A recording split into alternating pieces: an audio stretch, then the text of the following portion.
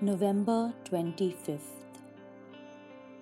Those who cling to worthless idols turn away from God's love for them. But I, with shouts of grateful praise, will sacrifice to you. What I have vowed, I will make good. I will say, salvation comes from the Lord.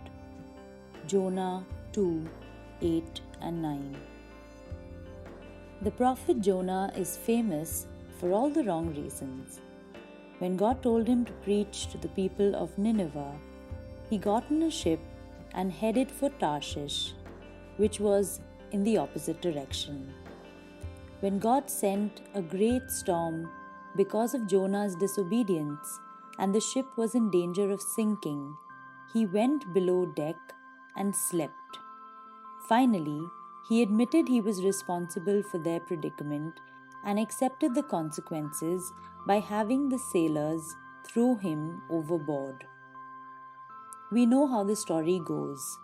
The storm ceased, a big fish swallowed Jonah, vomited him out near Nineveh, and he went on to do what God had commanded him to.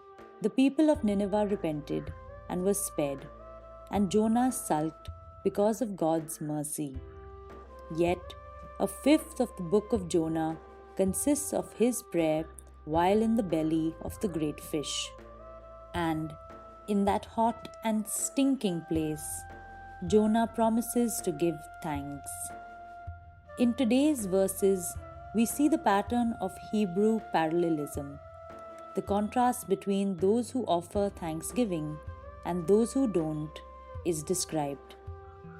Those who cling to worthless idols turn away from God's love for them. Jonah is talking about himself.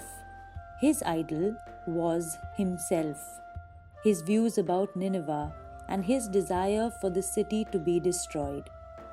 As he clung to that idol of self, he turned away from God's love for him, manifested in the privilege of being God's messenger. He ran away from God's presence. He forgot about God's mercy towards Israel and towards him personally, and didn't want the same for Nineveh. In effect, Jonah was ungrateful.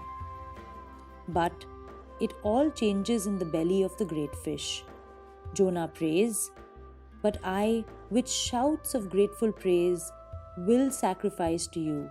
Jonah turns back to God with thanksgiving for the deliverance that God will grant him, but perhaps also for the mercy by which he has been given a second chance to obey God. He promises to fulfill the vow he has made, which probably refers to the decision Jonah made to be God's prophet when God called him. Sadly, Jonah ends the book on a surly note. But here, in impossible circumstances, in the belly of a great fish, we see a heart of thanksgiving. Today's prayer: Father, thank you for your mercy upon me and upon my nation. Thank you for not just second chances, but many chances to turn back to you.